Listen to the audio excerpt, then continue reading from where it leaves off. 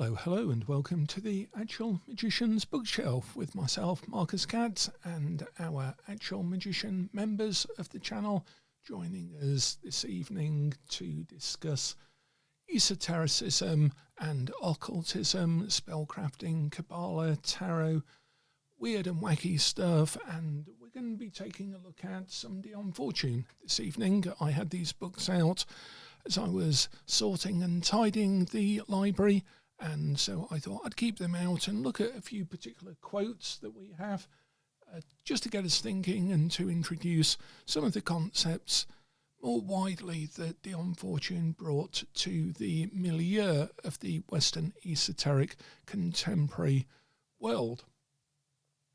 Now, I do have a cold at the moment, so if I go quiet for a moment, then it's just because I am muting the microphone so I can have a mad coughing fit. Sorry to hear, Apox, that you have had a hard or tough day. I was reminded recently of I think it was the Danish Prime Minister. She said at the end of a very particular day of global shenanigans in politics, rather understatedly, in a very Danish way, she said that she was asked by an interviewer how she'd found some of the pronouncements that had come out of various meetings and the fact that the address that the American president was going to make was going to have to deal with invading Greenland and stuff like that, and without getting into the whole politics of that, but just to remark on a very human concern or statement, she said, well, the day ended a bit better than it began. And I took that as my motto, because I've had, and obviously Apox as well, you're having a few days where all we can say is the day ended a bit better than it began, and we got there. So let us take the Danish Prime Minister's sentiment and attitude to heart, where the day, it ended a bit better than it began, which is one of the greatest understatements in politics of late, I have to say.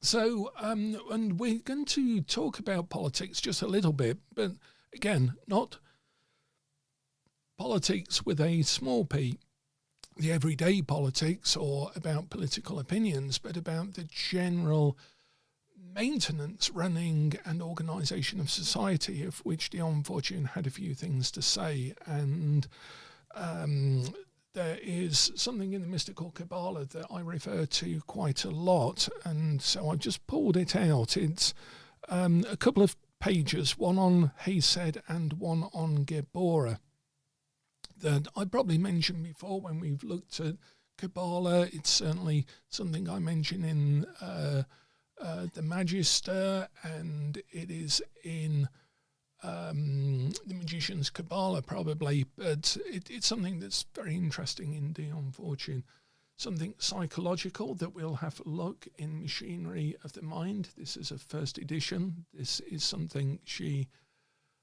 wrote when she was 31, I think, 31. And there's something of interest. There's quite a few things of interest in The Secrets of Dr. Taverner. I just put that book up there because I love the cover of it. Psychic Self-Defense is the book that everyone refers to, but I just wanted to pull out something interesting at the very beginning of that. And then, if we have time, there's a little bit of Moon Magic that I would like to read. It demonstrates her fiction for anyone who isn't familiar with her fiction, and you should be. It's very foundational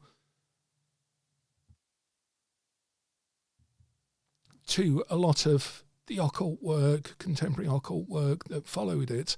You can read some of the, if you can get hold of a second-hand copy of this, Dances to the Gods, some of the actual records of people working the tattvas, working with occult contacts, esoteric contacts like ancient Egyptian priests and stuff, through visionary work, through rituals and so forth, through the journal entries of Charles Seymour and Christine Hartley. This is 1937 to 1939.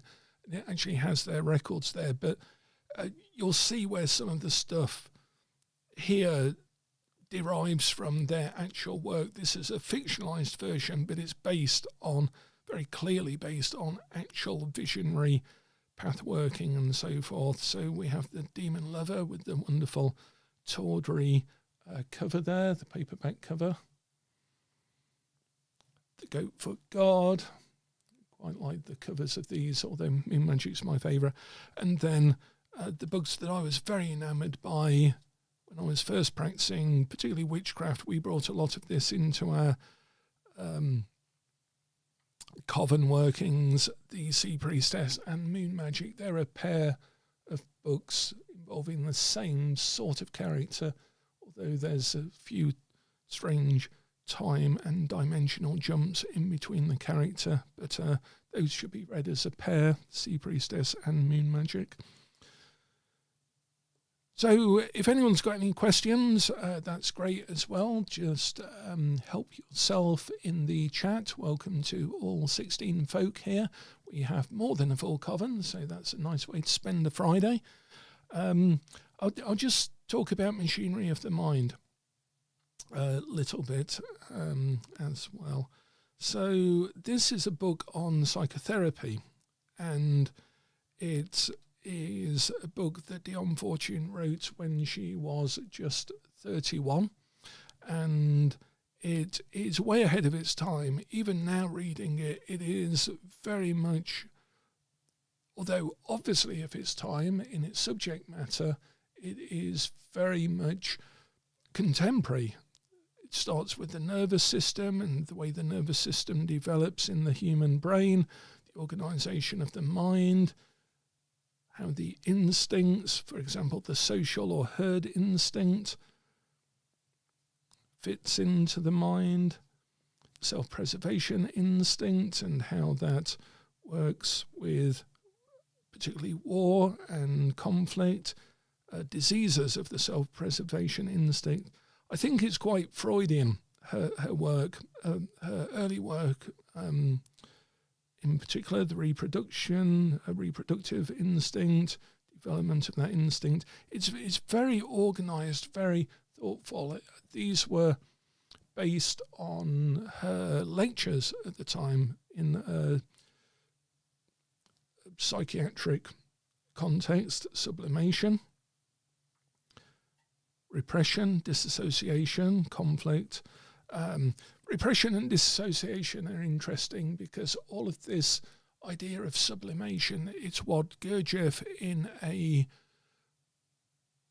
Gurdjieffian sense, in a psychological sense, referred to as buffers or kunda buffers, the way that we move parts of ourselves into different states in order to render them inactive or to respond to them in a non-incorporating and utilising manner. We just set them to one side for various reasons, and we do that through projection, through disassociation, through repression, through sublimation, through depression, through all sorts of mechanisms. Charles Tart has a very good book called Waking Up that is very useful for that, and it has a whole chapter on all of those buffers, and then you can read more about each of those subjects. That's the best way to do that. So repression, disassociation, symbolization, and particularly at the back here, this is what I wanted to pick up on, like hypnosis, suggestion, and auto-suggestion.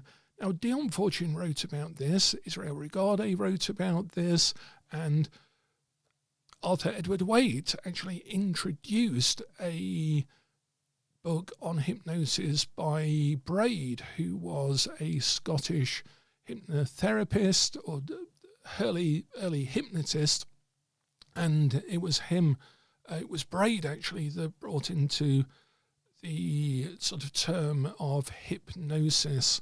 And he also developed this idea of the neurohypnosis hypnotic language from which NLP sort of derived its name from. At least that's my idea of it anyway.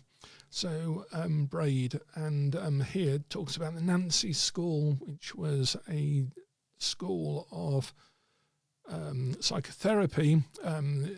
Emile Coué, people will know from the In Every Way, Every Day, in Every Way, I'm Getting Better and Better. That auto-suggestion is all from the work of Emile Coué and the New Nancy School. So Dion Fortune was writing about that when she was 30, just before all of the other more esoteric work. But she was already experiencing esoteric happenings, and that's where psychic self-defense comes from, one of her early experiences. And then she mentions those in the Secrets of Dr. Taverner as well. Now, I believe we are without Tony today because I know he was experiencing really severe floods in Ireland. I can't recall if Tony's in Ireland or Northern Ireland, but wherever he is, it was flooding. And so, therefore,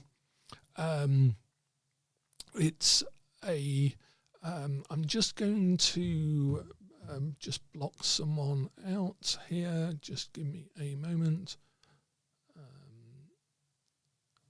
Just hide user on this channel. There we go. Okay. There we go. So, Tracy is saying, I cannot be hypnotized. Is it just that I haven't found the right person that can do it, or just me? Or both, or a bit more than that. It's said that 1 in 10 people can enter into a trance very easily, very quickly, very deeply. And that's my experience over the years that I've been doing hypnotherapy and NLP. I always found it quite difficult to go into trance-like states. It did take me a while. We seem to have quite a few folk at the moment. Let me just hide a few people out of the channel. There we go. See, I'm missing Tony very much for all sorts of reasons. So I used to find it quite difficult. I could tend to put myself into a trance given enough time, but it was usually a very active sort of trance with a lot of visualization, a lot of symbolism, a lot of stepped things. I've recently used a sleep meditation app, and that I have found only 1 or 2 voices on that work for me, and I have to do a few breathing exercises to really help drop myself into sleep and relaxation and trance. I'll tell you a story that was interesting. One person I found who was able to drop me into a trance really quickly was Stephen Gilligan. I went to a couple of his workshops and courses, and he was a direct student of Milton Erickson, the very, very well-known founder, really, of Ericksonian hypnotherapy. And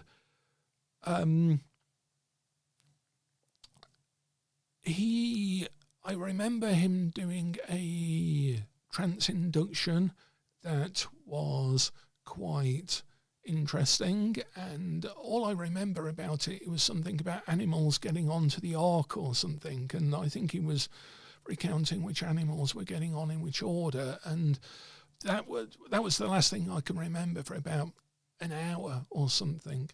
But with him, I was looking at the time to move out of my IT job and get into hypnotherapy, NLP, counselling as a full-time job. And so I was going on all of these courses, and I interrupted him. He was resting at lunchtime, and he was sat on a stage at the side of the stage, waiting for people to come back in. I saw an opportunity, so I went to talk to him, and he was very gracious to give me some time. He was obviously trying to have a break, I think, but I was telling him about my interest and concerns and where I was heading, and he was just talking to me, and we were chatting and stuff. And then I remember him telling me about this dog and about the owner of the dog, and there was something to do with the dog had got loose, and that is all I remember from that half an hour long conversation. But I do remember coming back from that absolutely convinced and set and sure and confident and relaxed and utterly settled with my move out of a lifetime work at that time into a new life and so forth. And it wasn't until months later that I realised that he just dropped me into a light trance, told me a embedded metaphor story with lots of metaphors being looped and looped and looped, but something about this dog and the owner being worried about the dog, and then some resolution to that story, and then binding all of the metaphors back up the other way of the conversation. And I did learn to do that eventually, but he was an absolute master at it. Absolute, just him, people like Doug O'Brien. If you get a chance to watch videos of Doug O'Brien, NLP, hypnosis, he is also very natural. He does things like just instinctively in real time that even if you watch the videos several times, you have to be in awe of the way he gains rapport with someone, the way he embeds certain things, the way he picks up on certain non-verbal, sub-vocal elements of the communication, and the way he, in Ericksonian terms and the way I use it a lot, utilize and incorporate, always incorporate and utilize. So if you are feeling that you can't be hypnotized, quite often that can be utilized, and it can be directed and utilized there. I teach a whole day on a certain technique of Milton Erickson about utilization and incorporation, and in it he there's a video I show as a demonstration, and Milton Erickson is giving a little workshop to people who've travelled a long way to see him, and they're all sat down around this room. He's sat there, and he has told someone to not be hypnotized, that she has to resist being hypnotized. And he's going to do this demonstration. And as he's started, the door opens right behind him, and a student walks in, a woman walks in and says, "Sorry, I'm so late." And Milton Erickson, without skipping a beat, says, "That's fine, you can sit right next to me." And he makes everyone move and makes it really awkward and puts her in a chair right next to him. He doesn't say, "Oh, just sit where you are, just sit at the back," and so on. He actually immediately utilizes and incorporates her uncomfortableness and the opinion of the rest of the group, and he then centers her next to him. And then he very gradually utilizes that apologetic nature, and then he starts to drop her into a trance. And it takes him maybe 10 minutes. He's playing around with it a little bit. He's asking her questions and stuff like that. And then eventually, after about half an hour of her being in this very deep trance and him talking to the rest of the students, he then says to her, "And would it surprise you that in this room is somebody who cannot be hypnotized?" And then all of a sudden you realize that that's where he'd started off with, this exercise about a woman in the class, a student, not being able to be hypnotized. And you suddenly realize that he hadn't forgotten that or deviated from that. He was working on that in some way or another. And the woman who walked in late and is now in a very, very deep trance, he gets her to open her eyes whilst remaining in the trance. And she says, yes, it would surprise me if somebody couldn't be hypnotized. And Erickson points to the woman who he'd started with, the student, of saying you cannot be hypnotized, and says to the other woman, it's her. Does she look like somebody who cannot be hypnotized? And this woman slowly turns her head in this deep trance, looks straight at the other woman, and just holds her in this trance. And you suddenly realize that Erickson has now weaponized this lady's state all the way from the uncomfortableness of entering the room. He has now deepened that, weaponized it, utilized it, incorporated, and now turned it to this other lady, this other student.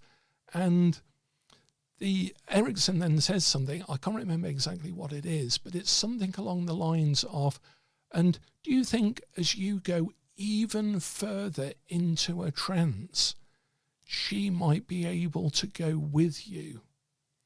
And this woman slowly closes her eyes and says, yes. And of course, the other woman now just drops straight into a deep trance, just like that, because of the incorporation and utilization of the state, and the fact that her unconscious was trying to resist Erickson all the way from the beginning. And now her unconscious has realized that the whole exercise of the other person being hypnotized was actually being done on her unconsciously through the other woman.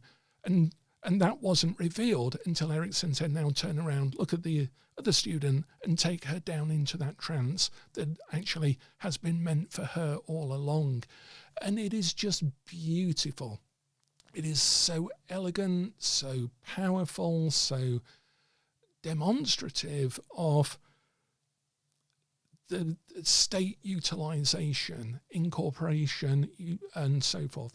You know that you're in a hypnotic trance. There are several indicators of that. For example, some of your unconscious processes become far more unconscious, like breathing, like blinking, like talking, the way you move your lips, and more importantly, the general acknowledged definition really is when your conscious filter is bypassed. That is not to say that someone can suggest to you that you jump out of a window or something. That is not what that means at all. It just means that your conscious filter system has actually been bypassed in some way or another. Quite often politicians use hypnotic type language, and storytellers use it. Everyone uses it. We all use it all of the time with each other. We are all trying to change each other's state in some way or another, either deliberately or unconsciously. For example, up until now, you weren't thinking of a chicken on a bicycle, and now you can't not think of a chicken on a bicycle, particularly if I tell you not to think of a chicken on a bicycle, because the unconscious has to produce the image of the thing that the conscious is not to think about first in order for the communication to be processed. So quite often Erickson would say things like, I want you to think of the time you were most comfortable. And that's called, in NLP terms, a transderivational search. Basically, we don't say, think of a holiday when you were happy. We say, think of the time when you were most happy. Because unconsciously, the unconscious has to do a rapid unconscious sorting process of accessing every happy memory and then sorting it to try and find the one that it thinks is most happy. And the unconscious has to process the instruction, what is most happy? Even if the person is refusing consciously to sense happiness, be happy, think about something happy or whatever, if you say, well, I don't know, I mean, there are some times in life when you've just been the happiest you've ever been. Can you just think of, I don't know, it could be anything, and you can leave it vague and open whilst unconsciously getting their unconscious, or consciously actually getting their unconscious to start processing what it means to be happy without running into the conscious sensor of saying to someone, oh, just cheer up. That's the worst thing to say, just cheer up, because that hits the conscious sensor in a lot of different ways, and then you end up getting into an argument or being in conflict with that person and so forth. So yeah, I could talk about hypnotherapy and NLP for 10 days. I do actually. It's an NLP course. I have 2 10-day NLP courses, which is just working and learning hypnotherapy, NLP, and so forth. So Dion Fortune was very much aware of all of that, even at this time when she was 31, and this was published in 1922, I think, 1922. And it says here that it must, however, be realized that the modern methods of dealing with the mind are extremely potent, and that it is possible to completely wreck nature by their injudicious use. A knowledge, however, of the principles of mental hygiene can be nothing but beneficial, though the actual treatment of mental or nervous disease should be avoided by the amateur, for whatever his or her theoretical knowledge, the practical experience of hospital and asylum work can alone give accuracy of diagnosis. The beginnings of certain forms of insanity are very hard to distinguish from nerve trouble, even by the expert. The amateur who tries his prentice hand upon such a case by mistake is likely to have their error painfully and forcefully impressed upon their mind. Psychotherapy is the youngest of the sciences in a state of vigorous and healthy growth. So she was very keen to develop a structured view of psychotherapy, and that was evident in her 30s. And in fact, actually, that does bring us to psychic self-defense and what Bill was talking about. Came away from reading psychic self-defense believing she was talking about psychological defense. To some extent she is, but when she talks about vampirism and the psychic element in mental disturbance, objective attack, subjective attack, risks incidental to ceremonial magic, she is talking and haunting and various vampirism and so forth. There is a certain element where there's an overlap. There is an overlap very much between psychological attack and defense and psychic, magical, esoteric, occult defense. In terms of vampirism, I may have told this story before, but I'll tell it again because I encountered a real vampire. Well, in fact, I've encountered several real vampires. There was a vampire coven in Brazil when Tali and I went out there to do a tarot workshop, and he was really into the whole vampire lifestyle and so forth, and so was the woman that was with him, and they ran a vampire nightclub in Brazil. I never got a chance to go to, and I regret it to this day, but in everyday terms, I once had an experience, and I'll tell this story, and then we'll talk about what Dion Fortune said about a psychological and psychic attack. I was at a spa and many years ago, and I was in the steam room, and I walked into the steam room, and it was really steamy. There were about 6, 7 people sat around, couldn't see who they were, very steamy, sat relaxing, but there was a woman almost next to me, and she was talking to a guy. They obviously didn't know each other, and she was saying to him, "Oh, that's terrible." And the man was talking about an injury that he'd had. And he was saying, "Oh, yeah, I damaged my knee, so this is why I'm still recovering." "Oh, that's terrible," said the woman. "That's really horrible." And he said, "Yeah, but I'm slowly making a recovery." "Oh, yeah, but it must be so difficult. I mean, if you're used to just walking around." Hello, Sherry. Hello, Sherry. It must be really awkward. How are you doing with other things? And he said, "Well, I've had to give up running for a while." "Oh, I'd kill myself if I had to give up running. You must be really struggling with that." And on it went like this. He was trying to get out of the conversation. He was trying to say positive things, but to everything that he said, she was just going, "Oh, I'd kill myself if that happened to me. Oh, that's really horrible. Oh, your poor wife," and so forth. And she was basically vampirizing him completely and utterly.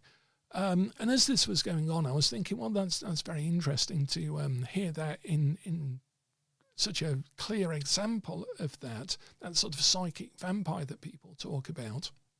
And I thought, oh, actually, while everyone's here in the steam room, that must mean the sauna's probably empty. I know what. So I dashed out of the steam room, went to the sauna, and it was empty. And I lay upon the top sort of trestle of the sauna, and there was some nice bird music playing in the background. The sauna was nice and hot. There was no one there. And I was just relaxing with my eyes closed. And then someone came in, the door opened, someone came in and they sat down on the lower trestle. And then I heard this voice out of nowhere, and this woman's voice went, "Oh, you'll never guess what I've just heard." And I thought, hellfire. Oh my gosh, it's not just that vampires like have one victim. She was about to re-vampirize me, actually take all of this guy's negativity and or projected negativity that she'd sort of injected into him, and now she was going to tell his story through her eyes of like, "Oh, I've just heard this terrible story about this guy. He's really struggling, and it must be really horrible for him and stuff." To me, because she didn't realise, she thought I'd been in the sauna all the time. So she was just vampirizing one stranger, and then, I don't know, what's the word? Projective vampirizing somebody else. So yeah, this sort of psychic dumping. Oh, that's brilliant. Yeah. So psychic draining and then psychic dumping, soiling the other way. And I guess that's how they survive, the psychic vampires. They can't keep it in themselves. They have to sort of distribute it. They're what's the word? Vectors, like psychic viral vectors, where they just carriers, but they're not actually. They're neither immune nor subject to the psychic negativity that they take. They're just transmitters of it. They're just carriers of it. Yeah. So, and Dion Fortune had a real experience with that, of that sort of psychic draining with a woman that she was working with, and that led her to start to study psychic self-defense and write this book. And a lot of that sort of experience is in The Secrets of Dr. Taverner. a lot of this is based on real stuff. But she says here, we have to distinguish, and this is what Bill was talking about, very carefully between psychic experience and subjective hallucination. We have to be sure that the person who complains of a psychic assault is not hearing the reverberation of his own disassociated complexes. The differential diagnosis between hysteria, insanity, and psychic attack is an exceedingly delicate and difficult operation, for so frequently a case is not clear-cut, more than one element being present. A severe psychic attack can cause, she says, a mental breakdown, and a mental breakdown can lay its victim open to invasion from the unseen.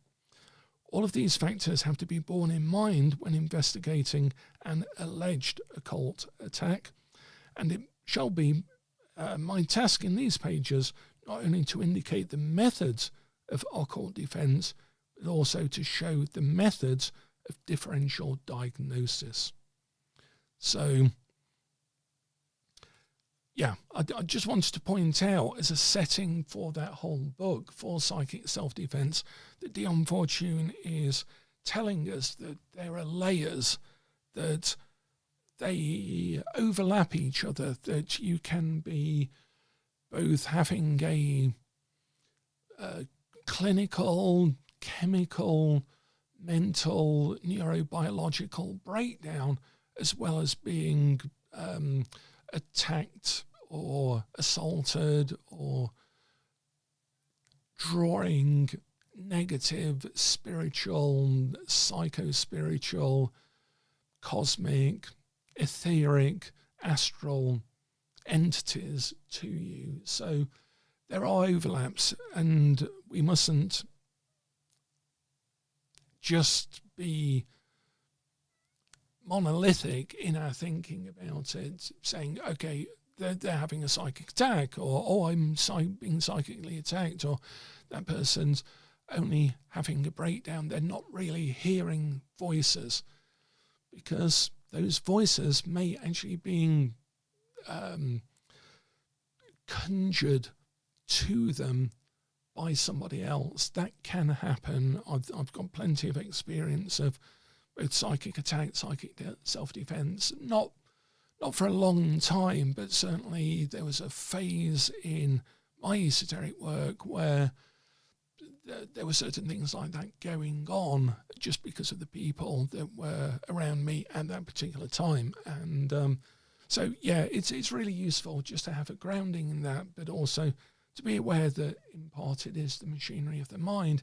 Dion Fortune does have some interesting experiences and things to say about that. So any particular questions about, I guess, psychic self-defense before we move on? Just to answer Marie's question, that if we were to consult the tarot regarding a specific situation, would the results be congruent with answers with Lenormand, astrology, and or I Ching? Well, I used to, and my occult teacher used to use tarot and I Ching together quite a lot for two different aspects to look at the same question. And there are several I Ching readings where the oracle says something like, do not keep troubling the king for an answer when the king has already given you an answer.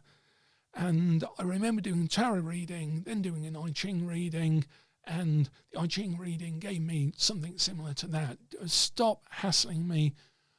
You've already got the answer. So it does depend on how you're going to go about it.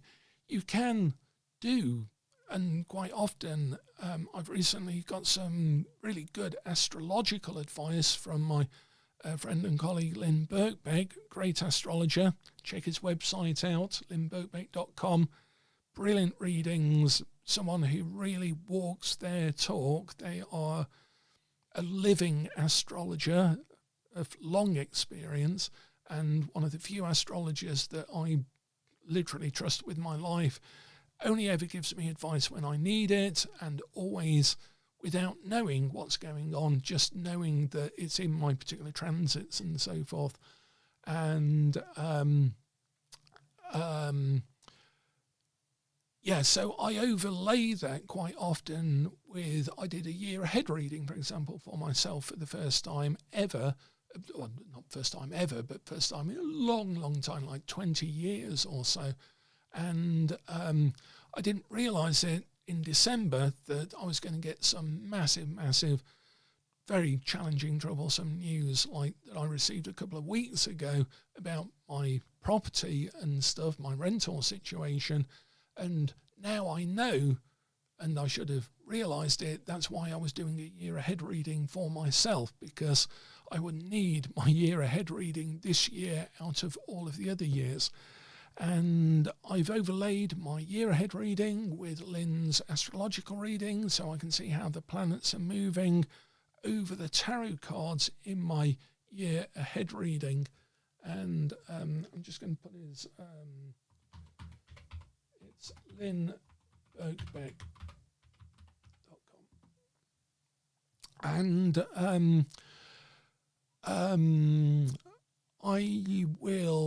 I had some bibliomancy done for me recently for something else by somebody else in a different context, but that I've applied to the same situation, because basically I need all of the oracles I can get to help guide through a sort of quite challenging time. It's fairly obvious to yourself, I think, when you're just doing a reading to try and get a different answer, isn't it? Or some sort of confirmation when you're already pretty sure. And I think sometimes the cards, if you do a Lenormand reading, a tarot reading, and an oracle deck reading, quite often will give you gibberish. It's sort of like they'll get confused because they're not quite sure the question you're asking or how open you're going to be to the answer. So it's always better to do less rather than more, I think is probably the rule, Marie. Although if you're pretty clear with something and are looking for several different layers, aspects to the same situation, and you're open to all of the answers, then Lenormand, astrology, I Ching and tarot. I always say that tarot is very time-based. It's very, as a oracular system, tarot is episodic, just in the fact that there's this card, and this card. It tends to be read episodic, this, then this. Oh, this may lead to this. You're warned about this in case of this. And it's very episodic. I Ching I love because that's very more of a flow, a temporal flow of things. In fact, as you're doing an I Ching reading, it's changing already. It's like the Tao being water, because the lines can be moving. So even as you lay the reading down, it is reminding you that the situation is moving. So you get more of a unified flow system reading with I Ching, and a far more structured episodic one with tarot. Now, you didn't mention runes, but I often do runes because runes give you far more of a narrative. And remember what we were saying earlier about hypnosis bypassing the conscious sensor? Well, stories and metaphor do that. That's why tarot can induce a hypnotic state when you're doing a tarot card reading. If you start to utilize the symbols a little bit, you can use the symbols and the stories to bypass the person's conscious sensor. That's where some of the NLP use comes in language and storytelling within a reading itself, to get the message in an actionable way into the person's unconscious. And I tend to find that runes give you they're very value system, because they're part of the Norse ethical construction framework, value system, and so forth. The runes tend to give you a epic, heroine journey side of the reading that the tarot tends not to give, and the I Ching isn't really interested in, and astrology is more about the forces at work, the thematic forces, so it's a very philosophical aspect to the reading. So sometimes I'll do I Ching, tarot, and look at the astrology of a situation, or get someone else to look at the astrology. One thing that people, when I wrote the Secrets of the Thoth Tarot book, or trilogy, I made a point of pointing out Alistair Crowley used I Ching far more than he used tarot.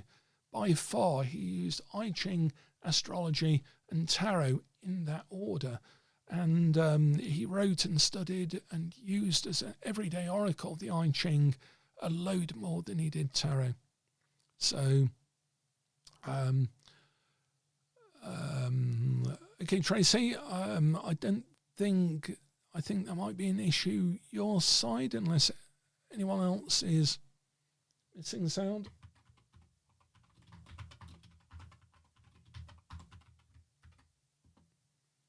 I suddenly realise if I'm asking people if they're missing sound and everyone is now missing sound because of something at my end, then no one is going to be able to hear that.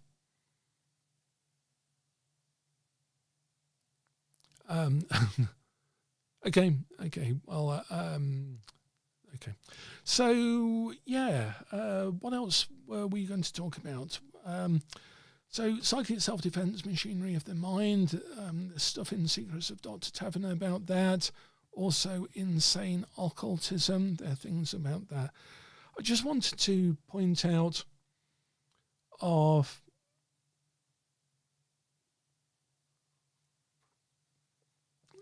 these particular pages in Mystical Kabbalah. If you have Mystical Kabbalah,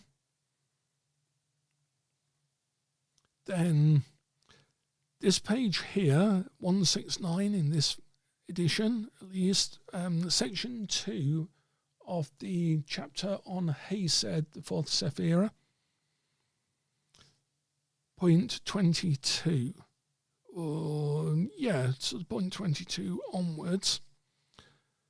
Then this bit here, number 29 on the 4 tarot cards that are placed on Hesed, which is the 4s, so the 4 of Wands, Pentacles, Cups and Swords, and how they relate to what she's saying here. And then skipping forwards to the chapter on Geborah, and then Geborah is the sacrificial priest of the mysteries, but particularly section 9, paragraph 9 onwards, and to here. Okay, take care, Marie. We'll be finishing off quite shortly, actually, because my throat's starting to give out. And here as well, section 2.17 onwards, where the Unfortunate says, especially do we see the alternating rhythms of Geborah and Gedula, that's Hesed, in national life. I venture to prophesy that the nation is passing out of a Gedula phase and entering a Geborah one.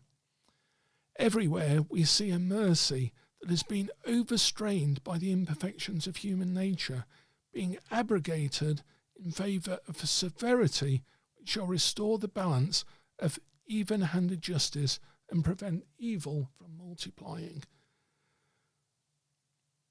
Police work is being reorganised, judges are being given stiffer sentences. The group soul of the race is entering upon a Geborah phase and has lost patience with its substandard units. For the next cycle, the tendency will be to push the unfit into the discard and concentrate on bringing the fit to their finest development. Geborah will be the senior partner, and any mitigations of severity the Gedula proposers will have to pass the scrutiny of even-handed justice. This is a very necessary reform. And she's talking mainly about the movement between Gebora and Hesed in society, the structure, the control, the rigorousness, the dynamicness of things, with balancing with the love, harmony, the more utopian vision of human society, cooperation, mercy, and so forth. And she points out in those two sections very much the constant conflict that we have between law and order and mercy, society, forgiveness, and so forth. And it's really interesting, particularly when we live in a very apparently divided, dualistic time where people are being driven to extreme thinking on either side of a imaginary political left-right, this, that, over here, one side of the fence, the other side of the fence sort of thinking. She does point out a lot of interesting ways of thinking about that and then seeing it in society at her time. Just trying to remember when the Mystical Kabbalah was originally written. Was it before the war? 1935. 1935. So I'm just trying to sort of place that really. Let's have a think. So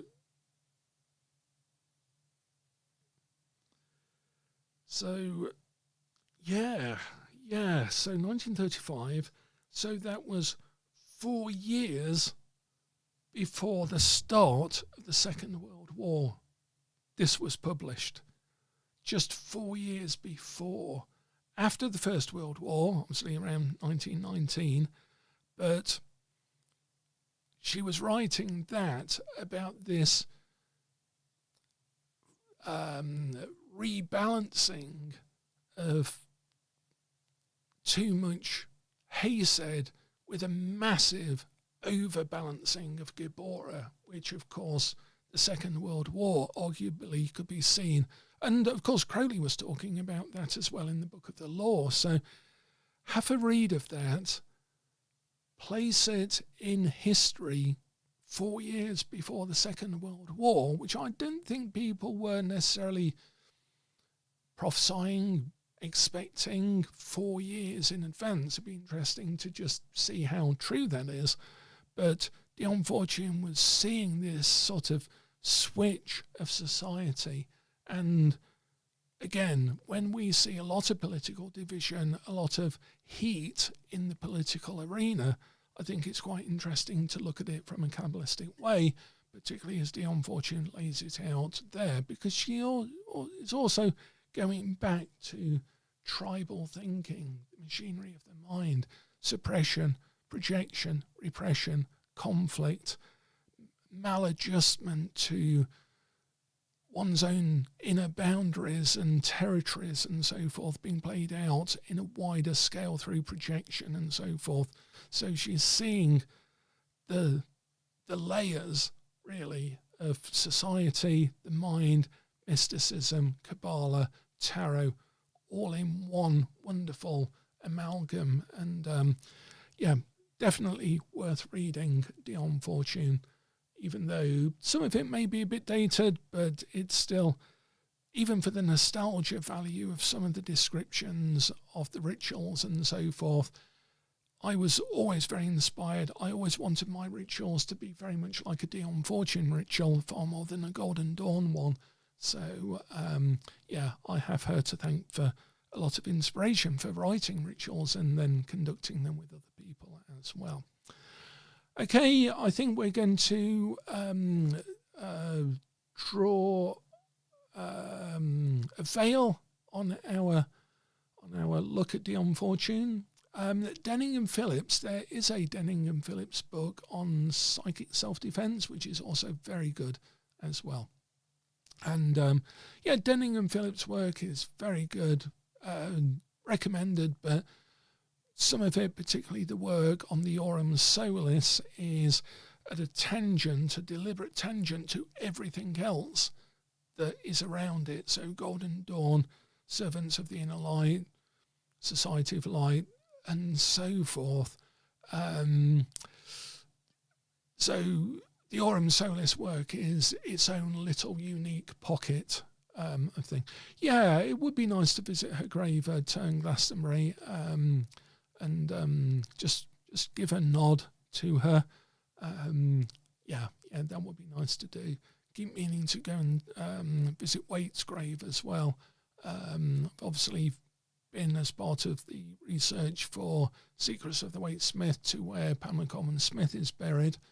And yeah, that was interesting because when I went to take a video of that area where Pamela Coleman Smith was likely buried, the bell started ringing at the church. So yeah, it's nice to just connect with the people who literally lived, wrote this stuff, and are no longer with us.